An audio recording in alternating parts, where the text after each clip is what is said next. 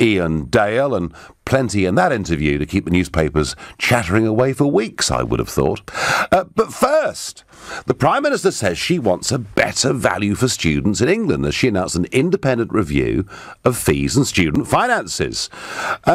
She warned about outdated attitudes that favour universities over technical education and said we've got one of the most expensive systems of tuition in the world. Wow, I thought.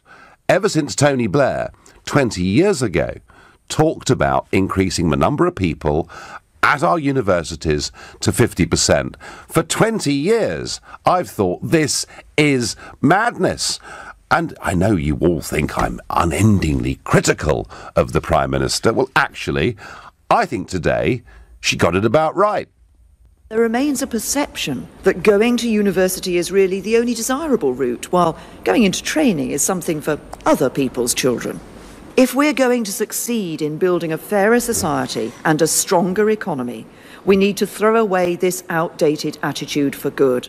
I think she's right. I really do genuinely think she's right. I think we do have this very odd form of snobbery. We don't want, for some reason, our children to learn trades and skills. Now, I put it down to, and I was joking when I did it, at one of the manifesto launches in the 2015 general election, I put it down to Maureen Lipman and a British Telecom advert from 1988.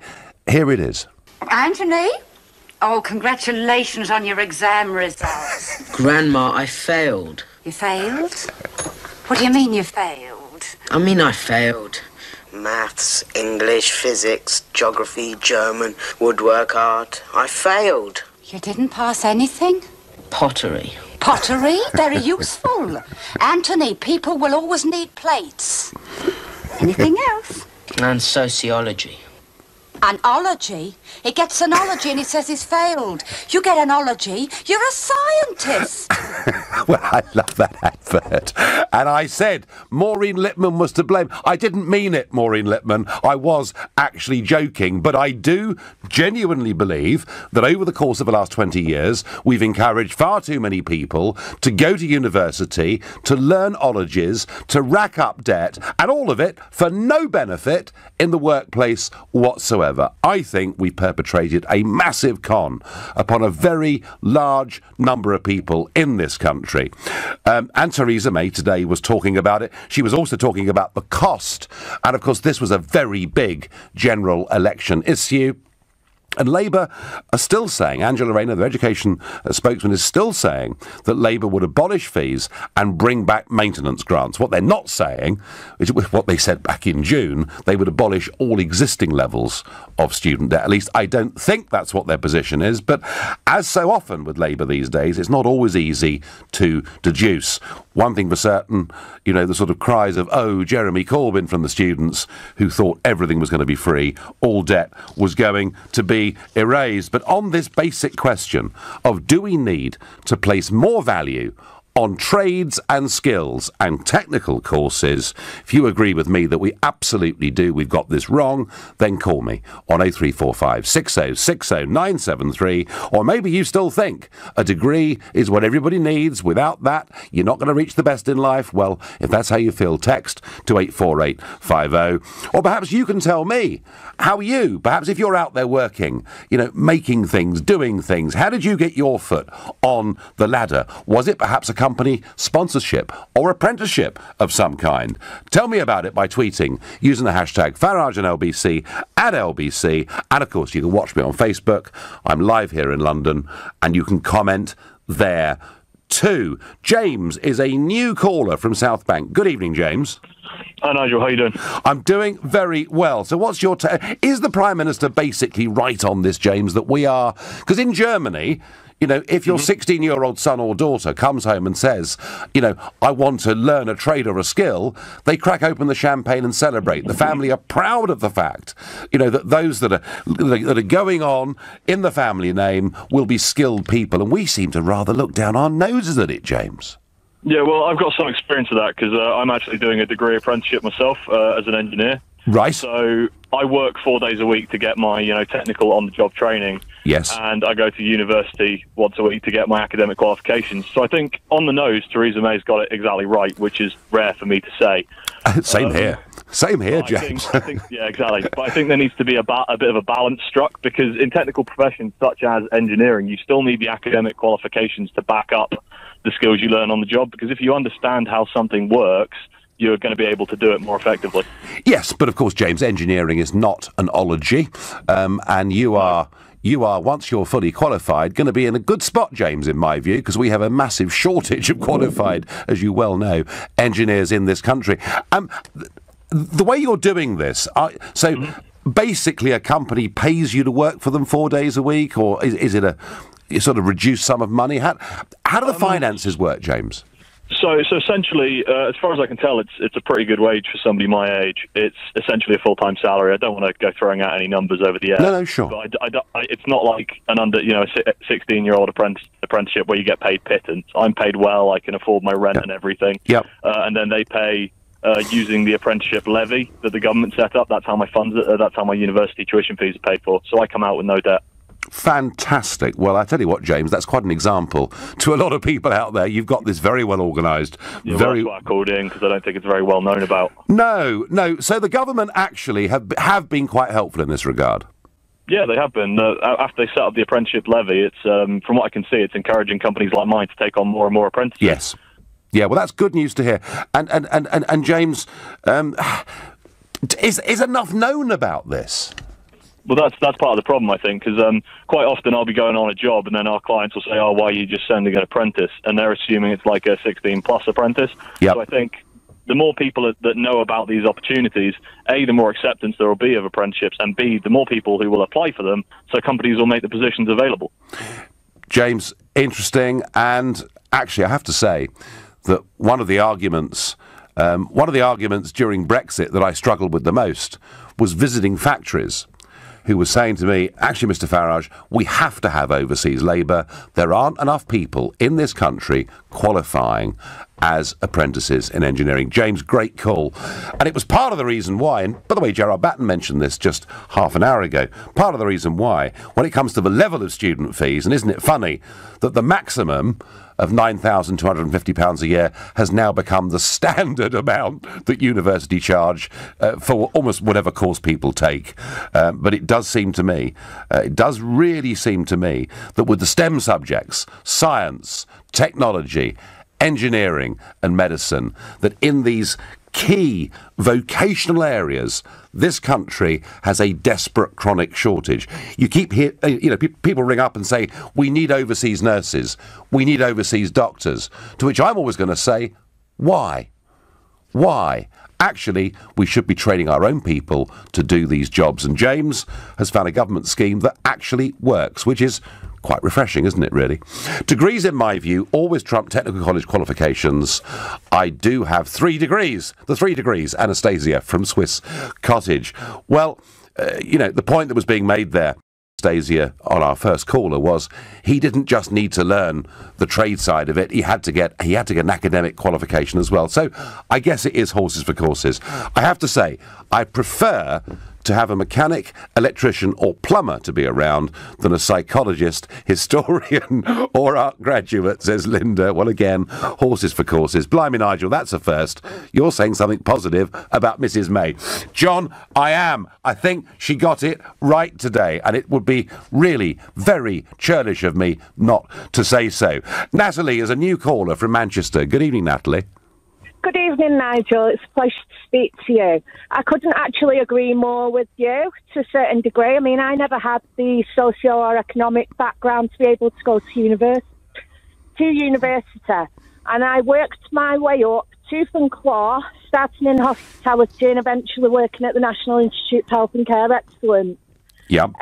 I attended the recruitment and selection whilst I was there, the training, and sat on a panel. And I've seen firsthand when they have over 100 applications and you've got an academic that is sat on that panel who will do their recruitment criteria against degree versus the quality, the equivalent experience. Mm. And I have seen many a time that they will select that degree ahead of other candidates just to get that shortlisted candidates down. Well, they're allowed to do that, Natalie, but it's a very subjective. Yeah. But it's a very subjective judgment. I have to tell you, Natalie, that when I was in the private sector employing people, I actually discriminated in favour of people that had experience as opposed to those who had a degree. So it can work both ways. Yeah, it can work both ways. However, when you've got a candidate that has been sat there doing the job for 6 years, and in that particular role, a promotion comes up, and on 2 occasions you go for that job, but you fail against somebody that has come in with their the second job from a degree, and the last sort of experience that they've had is driving a blood van, and then you have to train them up, and they progress, and you're still waiting for that progression opportunity. Natalie, that is exactly... interviews I had at that point. That is exactly, Natalie, I think, what the Prime Minister was talking about today. The Prime Minister was actually saying, let's change the way we think. A degree is not the be-all and end-all. Knowing something, technical, having a skill, having experience matters. And I hope, Natalie, that discrimination against you ends pretty damn quickly. You're listening to the Nigel Farage Show, exclusively on LBC. It is now 7:15. The Prime Minister talks up vocational skills and training and says degrees are not the answer to everything, and, by the way, they're rather too expensive. And for once, I cheer quite loudly. But before we get back to that, a bit of party politics. No, not UKIP, the AfD, the Alternative for Deutschland. Now, as you know, Mrs Merkel has been struggling like crazy to form a government. This is because the AfD got 12.6% of the vote, 93 seats in the German parliament. They've upset the apple cart. Merkel is now trying to form a grand coalition with the Social Democrats, the SPD, which were led by Martin Schulz until he had to resign last week. There's now a ballot going on within the SPD to see whether they support the grand coalition.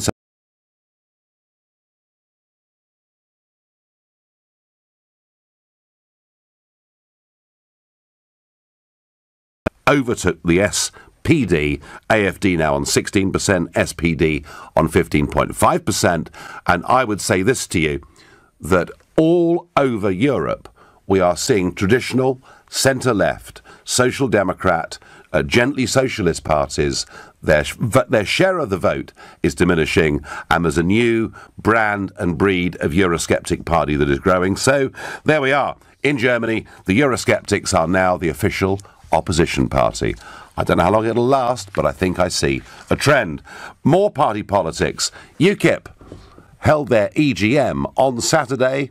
The motion that Henry Bolton should be removed as leader, as was recommended unanimously by UKIP's NEC, was passed by roughly a majority of 2-1 of those that turned up in the hall that day, about 1,500 people there and voting. I wasn't particularly surprised by the result. I wasn't there myself. I have to say my general level of interest in UKIP is the lowest it has ever been throughout this 25-year period. Why do I say that? Because I think the individuals are all rubbish? No, I don't actually. I mean, we've just heard Gerard Batten being interviewed by Ian Dale. You may not agree or like with some of the things that he says. I may struggle a bit with one or two of them, but you can't say he's not putting forward an articulate, clear political argument backed up by knowledge. Now, the problem with UKIP is it's got a system of government run by an amateur NEC that in the end, I virtually tore my hair out with. And I don't think until UKIP reforms the way in which it does business, the way in which it organises, the way in which it raises money, I think until it changes those things, however big the opportunities politically that may be created out there, in particular by a Labour Party, which has now turned so far away from its clear manifesto about leaving the European Union, leaving the single market, taking back control of our borders. Parties are partly about the policies they stand for, but as big as that, as much as that, is the structure, the organisation, the machine itself, and UKIP now, frankly, is in need of very radical fixing. So to all those people who called in yesterday when Jacob nobly took over from me for a couple of hours and thoroughly enjoyed the experience, I think, I would say to those of you who think I'm going to come back as UKIP leader in this contest, I wouldn't even consider it. The party needs to reform fundamentally, or it will continue to flatline. That is my opinion. But back to trades and skills, and Paul in Lymington says something that I agree with completely. He says in Holland you can go to full-time trade school at the age of 14. And Paul, again, I argued that very strongly through a couple of general elections, that for a lot of people, yeah, keep on doing the basics, you know, through GCSE, but, you know, and by that, of course, I mean, you know, maths and English, maybe a language, but actually lots of people are bored witless by school by the age of 14 or 15, start to play truant, don't really develop, and yeah, I think there's nothing wrong with encouraging people much earlier to start learning trades and skills and to be proud of that. Alex is a brand new caller to LBC from Redhill in Surrey. Good evening, Alex. Good evening, Nigel. A couple of points to make. Very interesting topic. Firstly, I think in any discussion about qualifications, be they vocational or academic, we have to think about the quality. I think it's fair to say with the expansion of higher education, you had a lot of relatively lightweight, not terribly high-value courses. But equally, there's been such considerable change in the format and the implementation of vocational educational qualifications going back perhaps 20 years, that there's inconsistency in quality. Is that, Alex, because we abolished all the technical schools and we don't quite know where we are? I think it's possibly because the average length of an education secretary in position is 18 months. Yeah. So other than Michael Gove, there tends to be a bit of conveyor belt. I don't imagine that the current guy will be there for very long. He's probably aspiring to a position in the the Treasury or something a bit more prestigious. And I think also, as you've alluded to, there's a big problem with class in terms of thinking about education policy. That's, you know, in the background of all of these things. You said that, you know, there's a snobbery factor as regarding vocational education qualifications. And it becomes intensely emotional. And related to that, I think my views are slightly different to yours in terms of making vocational choices early on. I'm not really sure that 14-year-olds are necessarily able to make an informed choice. And the state of careers information and guidance in many schools is quite weak nowadays. All right. Well, what about 16, Alex? I think potentially 16 is better. But even within that, we tend to narrow the choices quite a lot in both academic and vocational. You go in France, for example, you would do a more general vocational baccalaureate. So it might be building, but you would do carpentry and bricklaying, all those fundamentals, and you would narrow down over a 3-year period to a skill. Whereas here we would do, you know, maths, physics, chemistry, A-level, very narrow, or you would learn bricklaying, and so on and so on. So what we need to do is have a broader-based academic, broader-based technical education. I'm very nervous about young people making decisions which close off life chances early on, because my concern is that middle-class kids with a well-informed parents, they'll be okay. I teach a lot of students from very deprived backgrounds, and it might be that well-intentioned adults and teachers think, do you know what, academic qualifications, university, not for the likes of you. And that's something that we don't want. No, but Alex, we're almost at this 50% target, aren't we? It was Blair's target.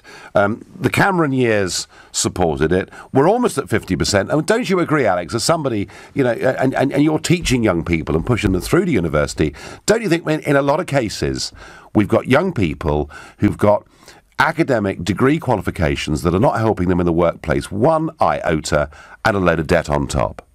Absolutely. But we can see the same occurring in vocational qualifications. A few years ago, there was a report which said that there were as many people doing entry-level IT technician courses as there were IT technicians in the country. Not the number of vacancies, but literally there's 100,000 kids on IT technician courses and only 25,000 IT. Well, I tell you what struck me, Alex, tonight in the first half an hour is, the first caller we had tonight, James, the idea that the company sponsors somebody, the government then helps by removing the tuition fees, and I guess in return, anyone benefiting from that system has to promise a few years' service, I guess, to the company. But it strikes me there are some positive ways through. Alex, my one last quick question to you is, am I right to feel that there is still, and you talk technically about not closing off life chances too early, and I get that, but is there still a snobbery against young people, if they want to learn trades and skills?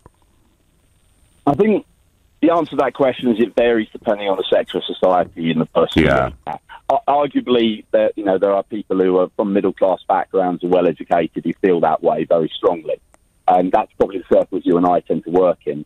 I'm not sure that's as pronounced across all of society. OK, well, I hope you're right about that. Alex, thank you. Great call. Paul on Facebook says, this country needs more vocational skills and fewer spurious academic nonsenses with made-up subjects like a degree in golf. Calm down, Paul. Carl says, train young people now in technical qualifications and the investment will pay for itself. Angela says, if there aren't enough apprentices, why aren't the firms setting them up? Well, we've heard tonight some evidence that some are. Angela, it should be happening on a huge scale. I agree with you. And Jen says, make the apprentice wage higher than the minimum wage.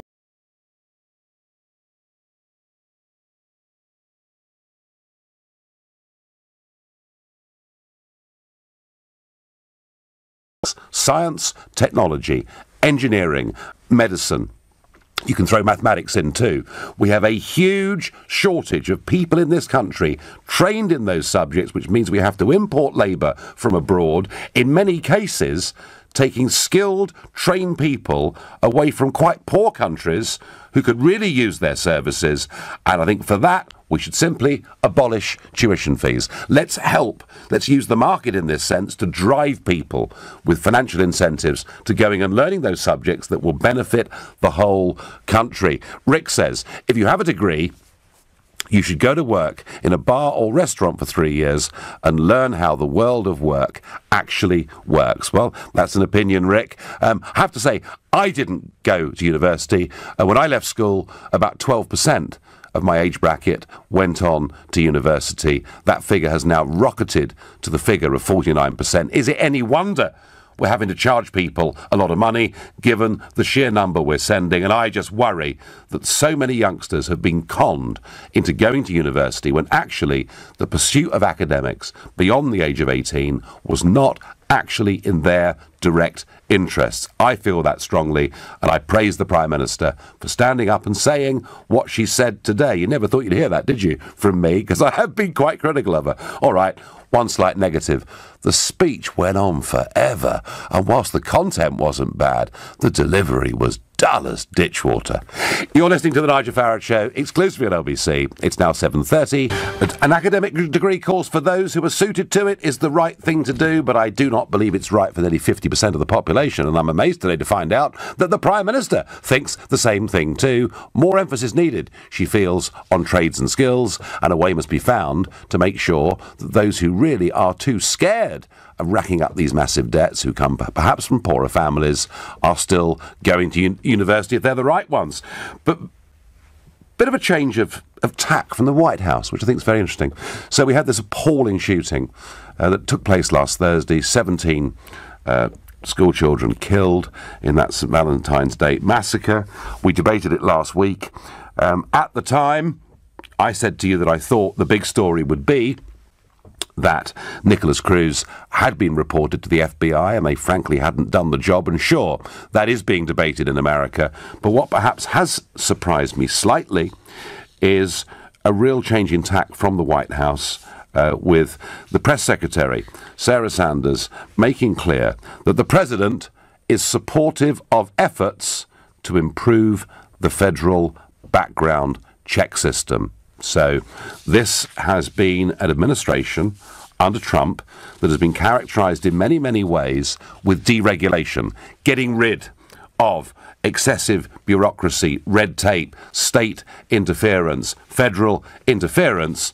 But here's an example where I think the president's about to go in a different direction. And actually, whether it's this, whether it's trophies from big game from Africa, this is a president who is capable, from time to time, of changing his mind. And I think we're going to see a slightly different debate. As I've already said, whatever you do with controls on those who buy guns, you won't stop the fact there are vast amounts of guns still in circulation in America. But politically, I think an interesting change. Back to our subject. The perception of apprenticeships I've seen is that they're limiting. There needs to be more emphasis on experience, not just exams, says Ali. I liked your caller James earlier. I studied engineering at uni on a 4-year part-time course. Unfortunately, employers in this field are only interested in degree qualified candidates. We're hearing this a bit tonight, aren't we? So for me, it was a necessity. However, I hardly use any of the course content in my day-to-day job other than a line on my CV. It was a waste of 4 years, says Darren. Well, Darren, that is the culture that the Prime Minister was talking about today. This outdated, as she called it, idea that having a degree is the be-all and end-all. And in your case, Darren, you've got the degree, you're not using it, you feel you've wasted 4 years of your life, and that is sad. Matt is a new caller from Liverpool. Good evening, Matt. Good evening, Nigel. Did you have a nice weekend off? I did. Thank you very much indeed. I really did. And anyone looking at me on Facebook Live or Periscope can see that I've had a little bit of sun. So, yeah. Wonderful. I kind of agree with you that, yeah, they have been devalued. I think culturally and economically, you're right there. Yeah. Yep. Okay. Fine. So what do we do then, Matt? Would it make sense? Would it make sense to send fewer people to university, and the fewer we send, the less we charge them for tuition fees, albeit accepting there is a degree of subsidy there anyway?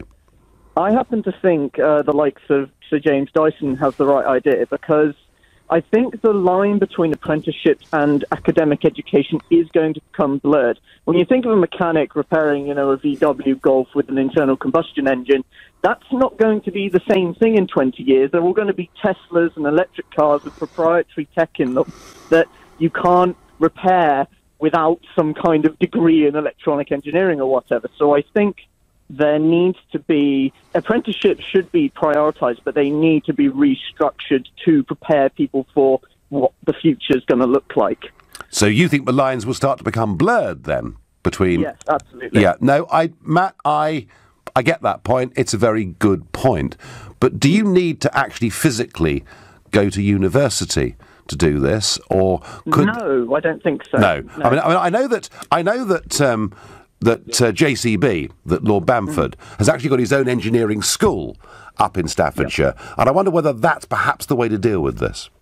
Well, yeah, and Dyson, I know he's integrated a university into it with the University of Warwick, but it's kind of a similar idea, isn't it? Okay, you've got to demonstrate some kind of academic aptitude. Yes. So he's getting them in, and he's turning them into engineers with real work on the shop floor. Yep. You know, rather than stuffing them into a classroom. So that's what I mean by blurring the lines. A future mechanic is going to need to know more stuff about integrated circuits and things like that, and all that kind of Matt, stuff. you're right. And I don't know about you, Matt, or anyone listening, but now, when one of the lights goes, one of the side lights goes on your car, have you tried yourself to open the bonnet and put a new bulb in? It's virtually impossible. So I do get the point about the blurring of the lines. Good point, good call. Modern degree courses are too long, too easy and too expensive. In many cases, they do not even lead to getting a decent job. Not everyone is suited to going to university. As a retired engineer, I value tradesmen very highly, says Ian. It's about time we invested in people skills again. It creates productivity and stimulates industry and trade, says David. Yes, David, and I suspect that it might just actually give a lot of young people a pride in themselves and what they've done, rather than the quite significant numbers of young people in their 20s that I've come across who actually, post the university experience, feel slightly alienated from almost everything. They feel they were conned into going to university and it hasn't really helped them. There are lots and lots of you out there that feel like that, I know. Simon is a new caller from Durham. Good evening, Simon. Good evening, Nigel. How are you? I'm well. I'm actually very happy, Simon, that yet another issue that I was talking about, and of course being lambasted for, as with everything I've ever done. But it looks like it is now becoming a mainstream debate, and that can only be a good thing, in my view. Yeah, I agree. I started out my working career, if you like, actually at college, so before working career. Simon, that line is rubbish. So we're going to cut you off and get you back in a moment. Meanwhile, we'll move to South Shields, to Martin, another new caller to this show. Good evening, Martin. Good evening, Nigel. Yeah. So, come on, what's your experience, Martin? You know what? First of all, I think anyone who goes to university just to prove they're better than other people, I don't think they should be going to university. I don't think it's like that. I went a bit later than most people. I went at 26. Yeah. That was because I had talent, I had passion, I come from a working class background, I used every means in the book to get myself there, from access to higher education before that was all cut. I went for it, Nigel, and you know what? Whatever happens, life is a gamble, going to university is a gamble. I did it to better myself, not to prove I was better than anyone else. But you did it, Martin, as you say, a bit later, sort of 7 or 8 years later than most people did. So that was because for 6 years I spent running a social enterprise to help people, disadvantaged people with mental health problems. Okay, no, well, good for you is all I can say to that. But Martin, you'd thought about this. You made a big decision, and by the sounds of it, some sacrifices to go to university at 26. An awful lot of 19-year-olds are going to university because it's almost kind of expected of them. Right, they shouldn't do that. They shouldn't do that. They should use their brains and honestly think what. You know, it is a gamble, Nigel. We are a capitalist country, and like if you leave university and you can't get a job in it, you know, you might be in McDonald's. That might be how it goes. So I'm the same. We're all the same. But I just have to re-emphasise that point. No. You've made that point very, very well. Don't go to university, folks, for the sake of it. Martin from South Shields says it's the wrong thing, and perhaps that's why there are quite a lot of people who, in the world of work after university, are not earning the £21,000 a year at which the student loans have to start being repaid. That threshold, by the way, is going up to £25,000 a year.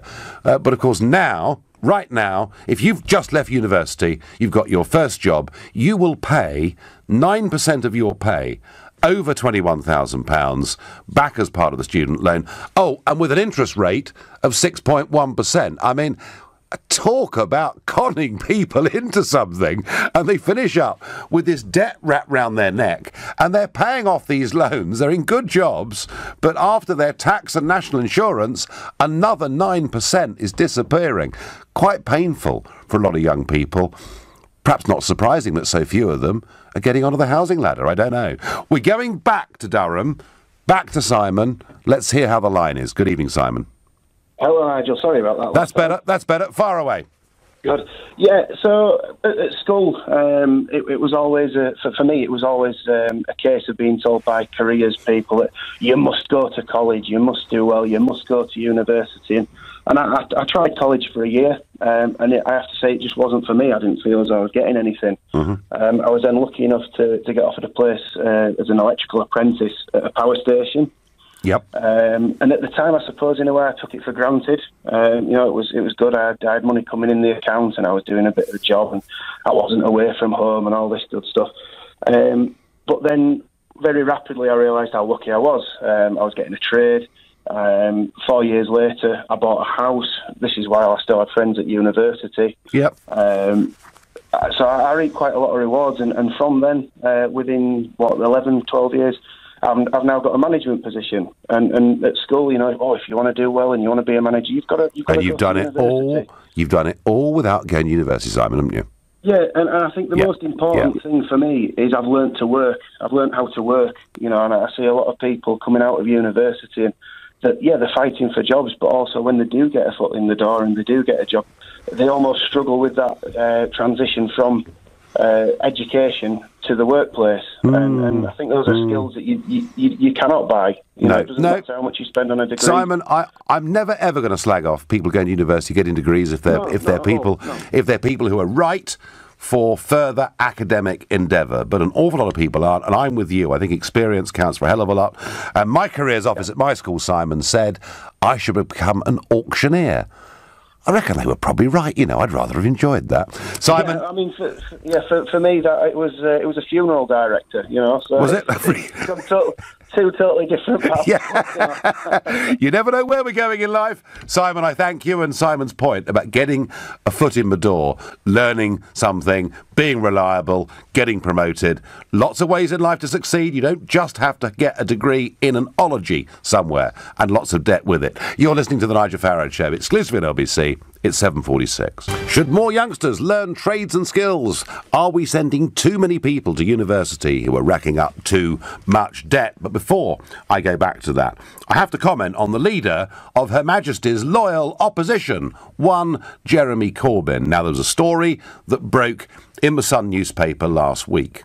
The story was a couple of interviews that had been done with a man called Jan Sarkozy, a former Czech spy, and he claimed that he was the MP's handler, Corbyn's handler, during the 1980s when he worked for his country's communist secret service. He says that Jeremy Corbyn even had a code name. He was known as Agent Cobb. He also went on to say that other senior figures in the Labour movement were well known to him and others in their spy circle. He went even further than that and alleged that payments of up to £10,000 were made to some of these people. Now, look, I do not know whether any of this is true or not. I do know that the hard left in this country had this almost romantic attachment to Soviet communism, even though it was a complete and total failure in so many ways. But what is remarkable is how little conversation there is about this. I mean, this fella could be our next Prime Minister. And yet the BBC, until today, when Theresa May has said that Jeremy Corbyn should be open over the spy's claims, the BBC website this morning, when we looked at it, had no mention of this. And I bet you, through many forms of media, you've not heard or seen much debate about this. Can you imagine if a Soviet agent, in fact a Russian agent who works for Putin, said he'd formally met Nigel Farage 3 times last year, and it was commonplace for money to change hands between their friends in the West through whatever bank account it may be? Can you imagine in those circumstances The Guardian and the BBC websites being quiet? As it is, I'm accused of passing memory sticks between President Trump and Julian Assange stuck down there in the Ecuadorian embassy. And I do really sometimes wonder about institutional bias that does exist within large parts of the media in this country to those of a left-of-centre disposition. And I think it's really interesting that whilst Jeremy Corbyn's spokesman has categorically denied this. In fact, we've been told that Mr. Sarkozy's story has more plot holes in it than a bad James Bond movie. Well, it's a great line. I mean, whoever the press officer that dreamt that up, it's good stuff. But can we please hear from Mr. Corbyn himself? Because I'm sure I'd be hounded down the street if apparently I'd met some official, however junior he or she may have been. Back to our subject, back to the big debate. University, vocational education, the £9,250 a year that people are racking up. Is it worth it? I'm going to ask Ellie, a new caller from Camden, that very question. Hiya, I'm from Camden. I'm Ellie. I am in my third year of uni at the moment. Yeah. I studied history. Whilst I was in school, my teachers, all the educational people, they were telling me, you have to go to university, there's no other choices. They weren't promoting apprenticeships, they weren't promoting any other skilled kind of thing to go into. And then now I'm in third year of uni, I'm applying for graduate schemes. I've got amazing qualifications in A-levels, but I'm not getting the job because I don't have any experience. Really? So that way round? So I have friends that chose not to go to uni. They've gone straight into work or they've gone into apprenticeship, and they're in a better position than I am. And now I feel like, university, you finish university, you're actually struggling. There's so many people that aren't able to get jobs, and a lot of my friends at uni, we're all applying for things and we can't get anything. Wow. So that's a bit demoralising, Ellie, with your finals coming up and all that. Yeah, it's on my mind. I'm struggling, and I can't. It's hard to concentrate on uni when you're constantly thinking, "Am I going to be able to get a job?" There's this build up to it, and I feel like now at university there are so many people now struggling to. Well, I tell you what, Ellie, really important thing in life sometimes is to really focus and concentrate on the job at hand, rather than worrying what comes later, or you won't do as good a job right now as you could. So I think, you're there, you're halfway through your third year. For goodness sake, make sure you get the best degree you possibly can. I think that's really important. But it's very interesting that you're kind of, you're another one, and there are loads of you. You're told at 18 there basically isn't any alternative. Yeah, there wasn't. There was no alternative told to us. You have to go to uni or you're basically going to fail. You won't be able to get a job. All employees want you to have a degree, and that's not the case. And I just wish there was someone when I was 18 years old to tell me that, because if I could go back now, I would not do a degree, because I'm going to leave now with a large amount of debt that I'm going to struggle to pay off for the rest of my life. And it just wasn't worth it. I could be in a better position now if I chose not to go to university. But like I said, there was so much pressure around me at such a young age to do it. And I'm from a working class background. My parents are from working class background. There's this thing, make your parents proud, make the school proud. But really, it's not making anyone better, and it's not putting me in a better position. Ellie, thank you for the frankness and honesty of that call. And as I say, don't get too down about it. Do your absolute best in these last few months. But yeah, pretty depressing. Are you listening, Mr. Blair? Arbitrary targets, the idea that people just going to university en masse, basically not giving them much option at sixth form, and this is what it's led to. And I feel very sorry for Ellie, but I have to say I have met over the last few years hundreds and hundreds of young people like her who feel they were effectively forced into doing this, not given other options. Keith says, "Hi Nigel, my son left school halfway through his further education. He got himself a job with an electrical engineer. He's on good money and starts his apprenticeship beginning of next month. He will have his qualifications at the end of it with no debt." Vicky says, "Some employers only want graduates from certain universities." Vicky, I think that's right. I think that as the number of universities have expanded, I think the employers are getting a bit more picky, which once again backs up the point of view that those who are not particularly academically inclined should not be encouraged at 18 to go on to further education. They'd be far better off getting experience or learning trades and skills. Folks, that's what I think. That's my view. Gilly said they should never have done away with the technical colleges. Well, they did, Gilly, and many of them became universities. Amber is calling from Cheltenham. Good evening, Amber. Good evening, Nigel. Well, my opinion is that the education system is completely out of sync with the future development of technology and production, and no politicians are being truthful about the number of jobs that are going to disappear with the robotics revolution. And we have a two-tier university system developing. The high-level degrees from the high-level unis, and the rest are being encouraged to do arts courses, like the young girl who's phoned in. Yeah. Scores, thousands and thousands of students are coming out after doing art courses and haven't got a hope in hell of getting a job. If they're lucky, they end up filling the shelves in Tesco's. That's if they're lucky.